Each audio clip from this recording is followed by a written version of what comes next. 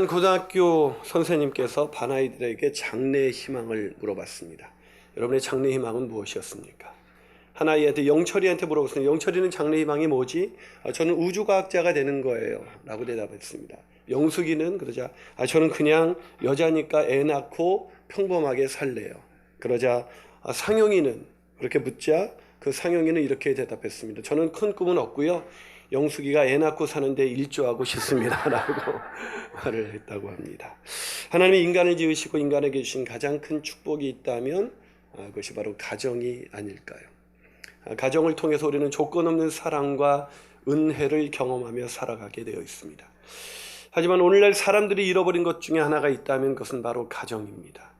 조건 없는 사랑과 은혜를 경험해야 되는 그 가정에서 오히려 상처와 아픔과 절망을 느끼며 살아가고 있는 것이 오늘날 현대인들의 자화상이 아닐까 생각을 해봅니다. 어떤 사람은 경제적인 고통으로 인해서, 어떤 사람은 배우자의 망가진 인격 때문에, 또 어떤 사람은 자녀의 어려움으로 인해서, 어떤 사람은 사별과 이혼으로 인해서 행복을 누려야 할 그 가정에서 행복을 누리지 못한 채 살아가고 있습니다. 오늘 본문에도 남편의 사별로 인해서 행복을 누리지 못한 채 살아가고 있는 룻의 이야기가 계속되고 있습니다. 남편과 아름다운 가정을 꾸리려 했던 이 룻의 가정에 어느 날 남편의 죽음은 이 가정의 행복을 송두리째 앗아가고 말았을 것입니다.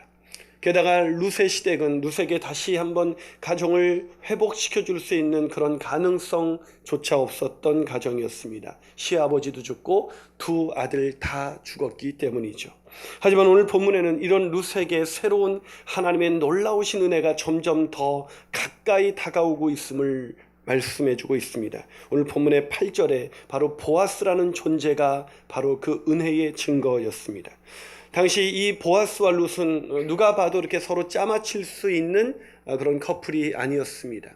하지만 하나님께서는 도저히 이렇게 어울릴 수 없는, 어쩌면 보아스는 그 당시 유력한 자였고 인품과 신앙이 훌륭했던 유대인이었다면 이 룻이라는 여인은 홀로 된 모압 여인으로서, 이방 여인으로서 정말 아무것도 가지지 않은 그런 가난한 여인이었기에 도저히 하나 될 수 없는, 그렇게 어울릴 수 없는 그런 짝이었습니다.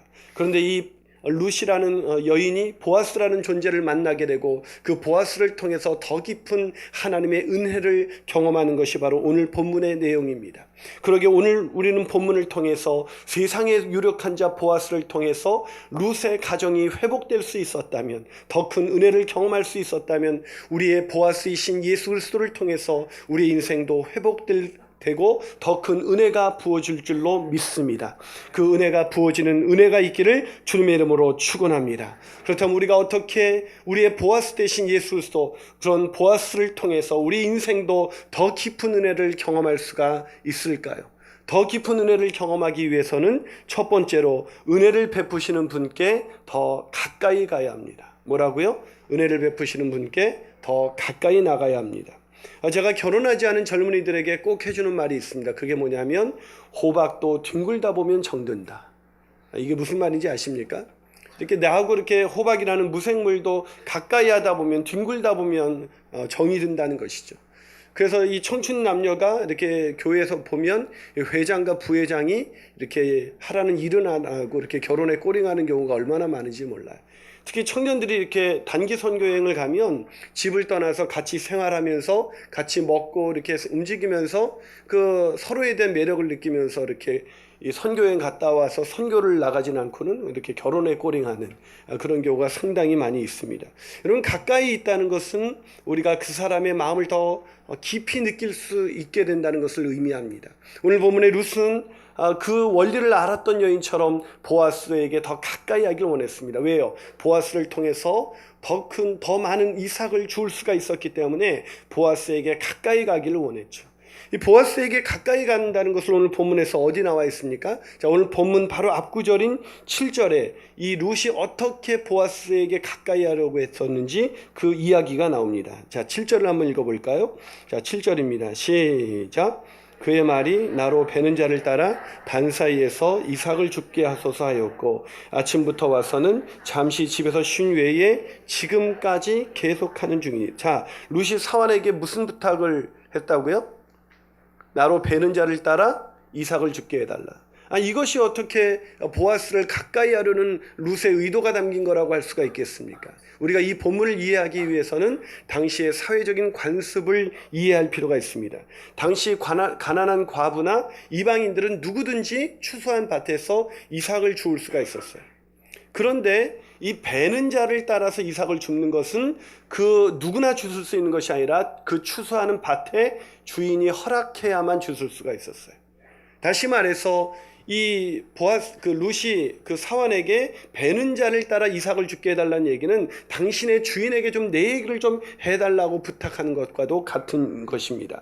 그래서 사환이 보아스가 왔을 때 저 여인이 나로 하여금 베는 자를 따라 이삭을 죽게 해달라고 하는데 어떻게 할까요? 라고 그렇게 보고하고 있는 것입니다. 자, 결과가 어떻게 됐을까요? 결과가 8절과 9절입니다. 자, 8절과 9절 한번 읽어볼까요? 있습니다. 시작. 보아스가 룻에게 이르되 내 딸아 들으라. 이삭을 주우러 다른 밭으로 가지 말며 여기서 떠나지 말고 나의 소녀들과 함께 있으라.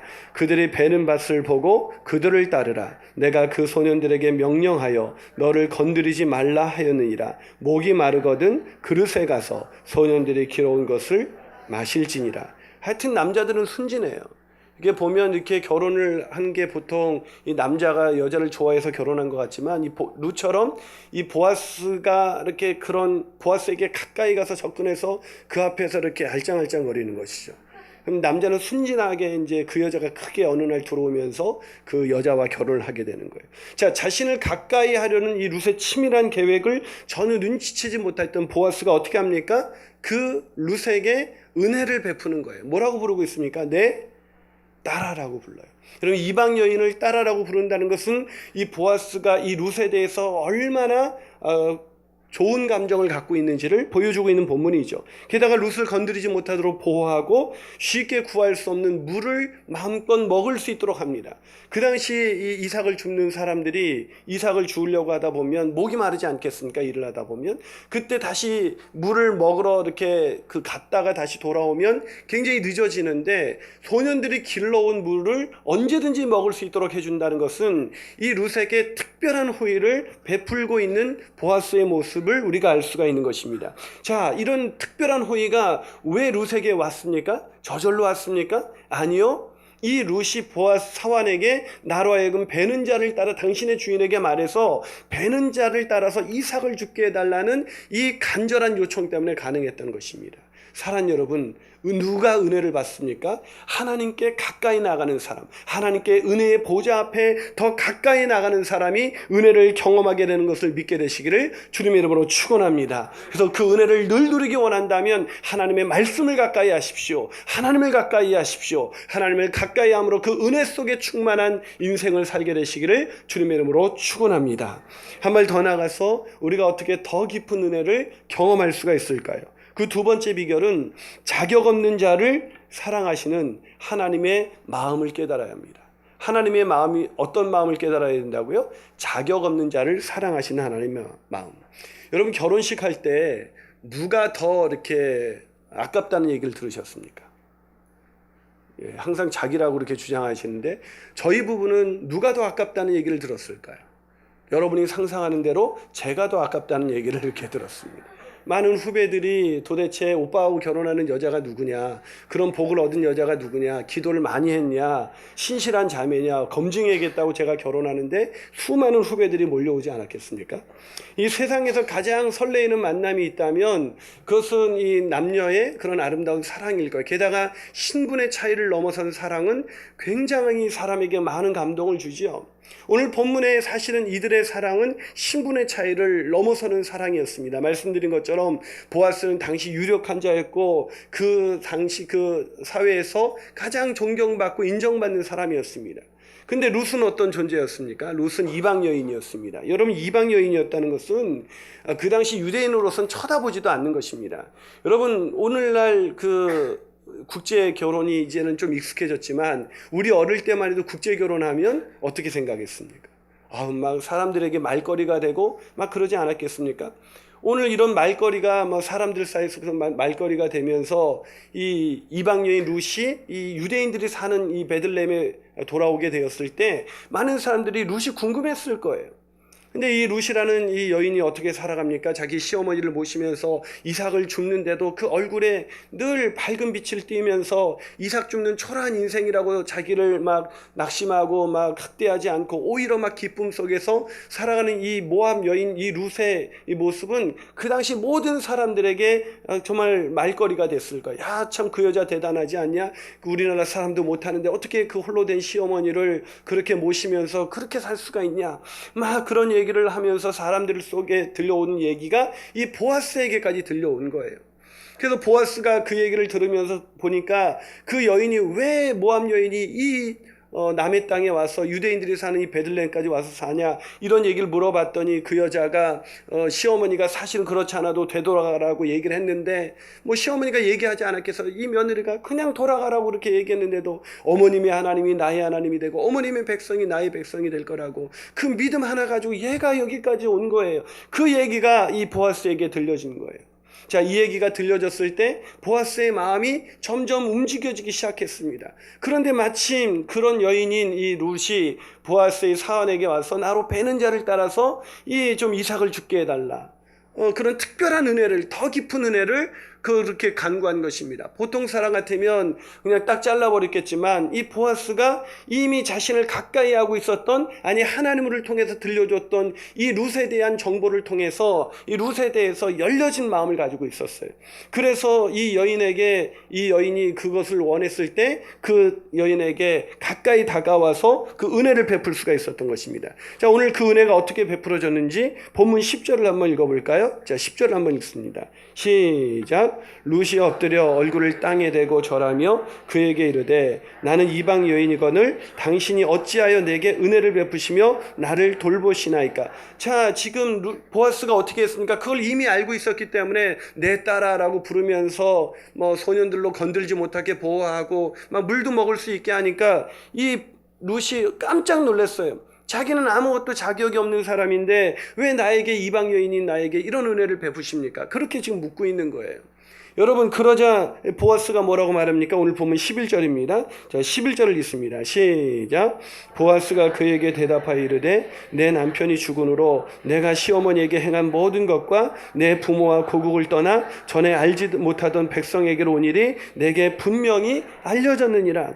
이 봤잖아요. 제가 상상한 대로 지금 보아스가 룻에 대한 얘기를 이미 들려진 거예요. 이 룻의 여인의 이야기는 너무나 아름다운 헌신과 아름다운 희생을 가지고 살았던 여인이었기 때문에 이 여인의 이야기는 그 온 동네 베들레헴에 모르는 사람이 없었던 것입니다. 그래서 지금 보아스가 뭐라고 말합니까? 너는 그럴 만한 자격이 있다. 너가 어떻게 행동했는지, 네가 어떻게 시어머니를 모시고 살았는지 내가 잘 들었다. 게다가 12절 보니까 이렇게 말합니다. 12절 보세요. 여호와께서 내가 행한 일에 보답하시기를 원하며 이스라엘의 하나님 여호와께서 그의 날개 아래에 보호를 받으러 온 내게 온전한 상 주시기를 원한다. 무슨 얘기입니까? 너는 하나님께 상을 받아도 마땅하다. 다른 여인은 몰라도 너와 같은 이 여인에게 이런 상을, 이 정도 호의를 베푸는 것은 너무나 당연한 일이다라고 지금 보아스가 말을 하고 있는 거예요. 이 정도 되면 나 사람 마음이 우쭐해서 하긴 내가 이렇게 고생하고 살았더니 내가 이런 상 받을 자격이 있지. 뭐 우리가 그렇게 생각하지 않습니까? 우리가 뭔가 조금이라도 헌신을 하고 희생을 하다 보면 그걸 누군가에게 인정받고 싶은 마음이 얼마나 많아요. 그런데 오늘 이런 보아스의 답변을 듣고 당신이 어떻게 내 마음을 그렇게 알아줍니까? 뭐 이렇게 얘기할 것 같은데 오늘 그 다음 구절 한번 읽어볼까요? 자, 13절에서 룻이 어떻게 말을 하는지 한번 13절 한번 읽어볼까요? 있습니다. 시작. 룻이 이르되 내 주여 내가 당신께 은혜 입기를 원하나이다. 나는 당신의 하녀 중에 하나와도 같지 못하오나. 뭐라고요? 나는 당신의 하녀 중에 하나와도 같지 못한 그런 비천한 사람 중에 비천한 사람입니다. 무슨 얘기를 지금 룻이 하고 있는 얘기입니까? 나는 자격이 있는 사람이 아닙니다. 어떻게 내가 이런 은혜를 입겠습니까? 내가 베는 자를 따라서 이삭을 줍는 이 더 큰 은혜를 구했지만 사실은 나는 자격이 없는 사람입니다. 무슨 얘기입니까? 왜 이 룻에게 하나님께서 보아스를 통해서 이 은혜를 베풀게 하셨을까요? 그것은 이 룻의 마음속에 늘 나는 은혜를 받을 만한 그런 자격이 없는 사람이다 라는 그런 철저한 그런 은혜의식을 가지고 살았기 때문입니다. 공로의식이 아니라 그런 은혜의식 속에서 자기는 이런 것을 받을 만한 자격이 없다는 것을 한순간도 잊지 않았던 것입니다. 사랑하는 여러분, 왜 우리가 은혜를 받지 못할까요? 어느 날부터 내가 처음에 구원받을 때는 하나님이 나 같은 것을 구원해 주신 은혜가 너무나 감격해서 하나님 어떻게 나 같은 것을 구원해 주셨습니까? 어떻게 나 같은 것 살리시려고 십자가에 못 박혀 돌아가셨습니까? 이것이 은혜입니다라고 이렇게 고백했던 우리가 어느 순간부터 이 은혜를 당연한 것으로 여깁니다. 오늘도 내가 이렇게 먹고 살 수 있는 것, 오늘 내가 이런 가족과 이렇게 살아갈 수 있는 것, 오늘 내가 교회 와서 예배 드릴 수 있는 것, 하나님이 오늘 나의 찬양을 받아줄 수 있는 것, 이 모든 것이 하나님의 은혜인데 나의 삶의 자국마다 그 걸음마다 하나님께서 은혜로 나를 여지껏 인도해 주셨는데 그 은혜를 잊어버린 것입니다. 사랑하는 여러분, 은혜를 받을 만한 자격이 있다고 생각하는 순간부터 은혜는 사라지게 되어 있습니다. 은혜를 당연한 것으로 여기는 순간부터 은혜는 사라지게 되어 있습니다. 누가 오늘도 은혜 받습니까? 누가 오늘도 말씀 가운데 예배 가운데 은혜를 받습니까? 나 같은 자가 어떻게 이런 데 나와서 하나님을 찬양할 수 있는가? 어떻게 나 같은 자가 하나님을 예배할 수 있는가? 어떻게 나 같은 자를 하나님이 구원하셨는가? 자신이 자격 없는 자라는 것, 자신이 불쌍한 사람이라는 것, 자신이 망가진 사람이라는 것, 그거를 늘 깨닫고 나오는 자, 그 사람만이 더 깊은 하나님의 은혜를 경험할 수가 있는 것입니다. 그 은혜를 경험하게 되시기를 주님의 이름으로 축원합니다. 마지막으로 우리가 어떻게 더 깊은 하나님의 은혜를 경험할 수가 있을까? 그 세 번째 비결은 더 큰 은혜를 사모하는 것입니다. 더 큰 은혜. 여러분, 한 사람에게서 시작된 이 사랑이 마침내 이렇게 결실을 맺기 위해서는 뭐가 필요합니까? 내가 사랑을 고백했을 때 그거에 대한 응답이 와야 돼요. 내가 자격 없는 자에게 은혜를 주시는 그 보아스에게 이렇게 나갔을 때 보아스가 이 룻에게 자신의 마음을 열어 보이지 않습니까? 내 딸아. 그런 좋은 호의를 베풀면서 다른 사람이 받았으면 상상할 수 없는 호의를 베풉니다. 이런 호의를 이렇게 베풀면 이제 이 은혜가 정말 이 룻에게 닿기 위해서는 뭐가 필요하냐면 룻의 마지막 반응이 필요한 거예요. 오늘 본문에 보니까 이 룻이 보아스의 그 관심을 어떻게 받아들입니까? 자, 오늘 13절 보아스가 그렇게 말하자 다시 13절에서 룻이 이렇게 말합니다. 13절을 다시 한번 읽어볼까요? 있습니다. 시작.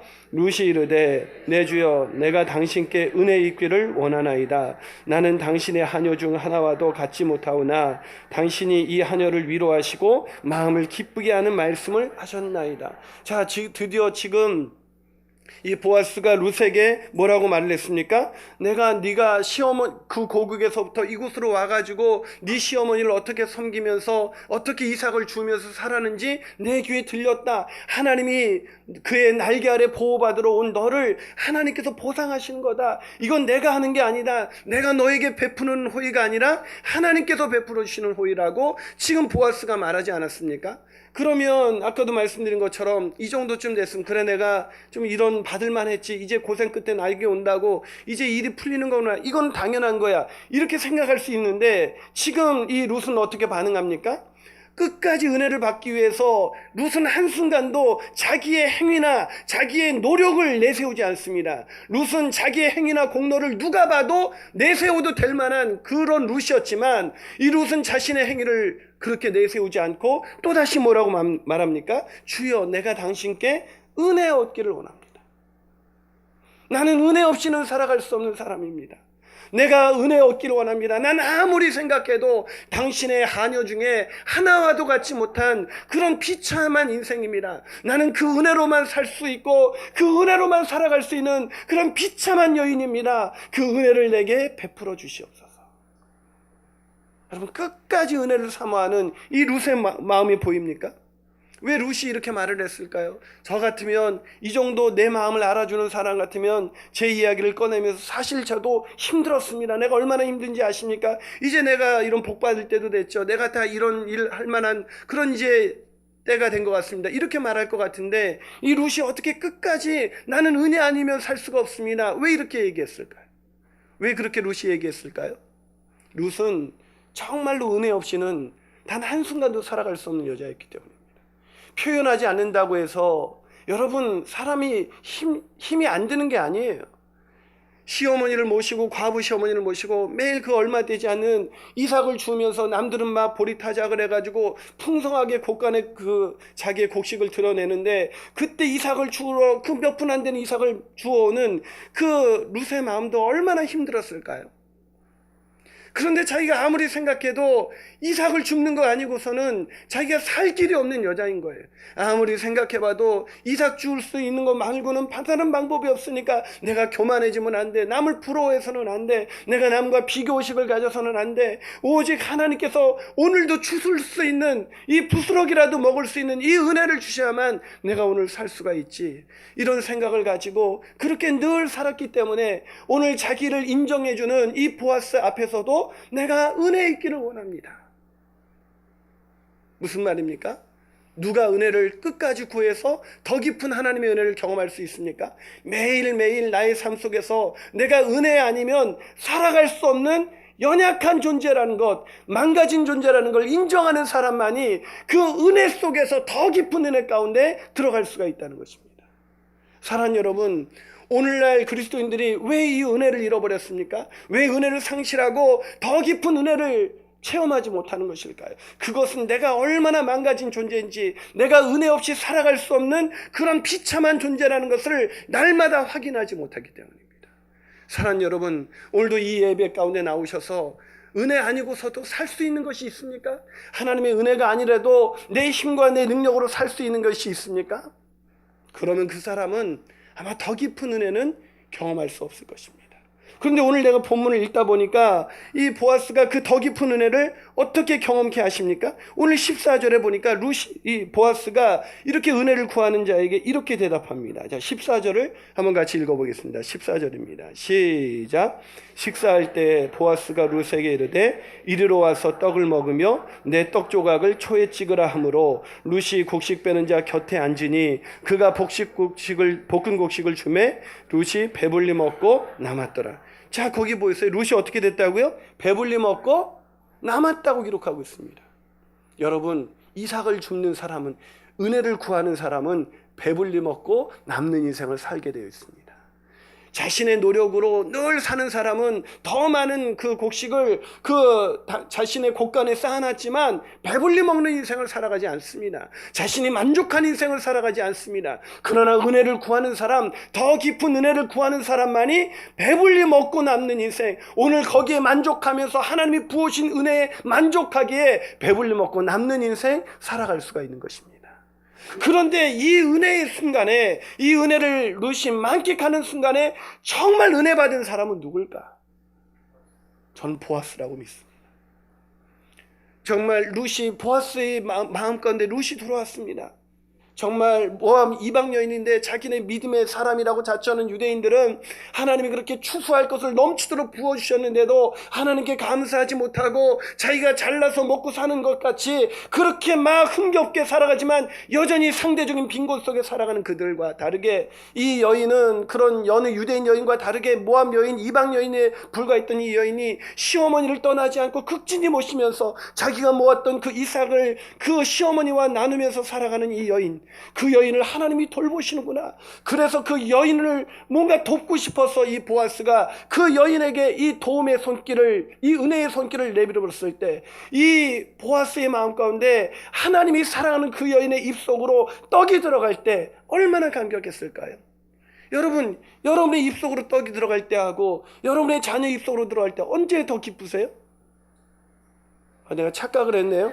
여러분의 입속으로 들어갈 때 더 만족하시는 분들만 계셔서 이게 감각이 안 오지만, 여러분, 우리 자녀들의 입속으로 그것이 더 들어갈 때 우리에게 더 눈물 나는 감격을 누리게 되는 건 아니겠습니까? 누가 더 눈물 나는 감격을 누렸겠습니까? 그것은 바로 보아스입니다. 저는 상상을 해봅니다. 배불리 떡을 먹고 감격스러워하는 그 룻, 그 은혜 속에서 그것이 한량없는 은혜라고 겨워하는 그 룻의 곁에서 서 있는 보아스를 말이죠. 보아스는 얼마나 감격했을까요? 내가 이 룻과 같은 자매에게 작은 호의를 베풀 수 있다는 것이 얼마나 큰 하나님의 은혜인가. 사랑하는 여러분, 오늘날 우리는 은혜를 잃어버렸습니다. 이 하나님의 더 깊은 은혜를 잃어버렸습니다. 우리가 받은 은혜를 당연하게 여기면서 어느 날 우리는 이 은혜를 쏟아붓지 않으면서 우리가 받은 은혜가 너무나 당연해서 더 많은 은혜를 요구하는 순간부터 우리의 삶 속에서 은혜는 사라졌습니다. 사랑하는 여러분, 우리는 받을 자격이 있어서 구원받은 것이 아닙니다. 우리가 받을 만한 어떤 행위가 옳아서 이 은혜를 받는 것이 아닙니다. 한량없는 은혜, 그 갚을 수 없는 은혜는, 나 같은 자를 부르신 그 하나님의 은혜는 바로 우리를 통해서 다른 사람을 또 세워주는 더 깊은 은혜를 기대하셨기 때문입니다. 그 은혜를 누리는 인생, 더 깊은 은혜를 누리는 인생, 그런 인생 살고 싶지 않으십니까? 기도하시겠습니다.